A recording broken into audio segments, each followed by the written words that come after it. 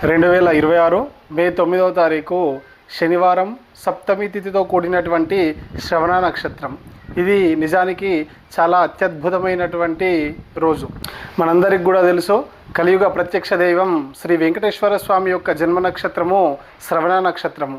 ఆ రోజున తిరుపతియే కాకుండా మన దేశంలో ఉన్నటువంటి అన్ని వెంకటేశ్వర ఆలయాలలో కూడా విశేషమైనటువంటి పూజా కార్యక్రమాలు జరుగుతూ ఉంటాయి. అయితే ఈ 9వ తారీఖు నాడు ముఖ్యముగా ఆ శ్రవణ నక్షత్రము శనివారంతో కూడి వస్తుంది. ఈ సంవత్సరం మొత్తం కూడా శనివారం నాడు శ్రవణ నక్షత్రం వచ్చినటువంటి ఏకైక రోజు ఈ మే 9వ తారీఖు. అది కూడా సప్తమి తిథితో కూడి వచ్చింది. సప్తమి తిథి, శ్రవణ నక్షత్రము, శనివారము, ఈ విధంగా మూడు కూడా వెంకటేశ్వర స్వామి వారికి అనుబంధంగా ఉన్నటువంటి తిథి, వార, నక్షత్రము మూడు కూడా కలిసి వచ్చినటువంటి పవిత్రమైనటువంటి రోజు ఈ సంవత్సరము 2026.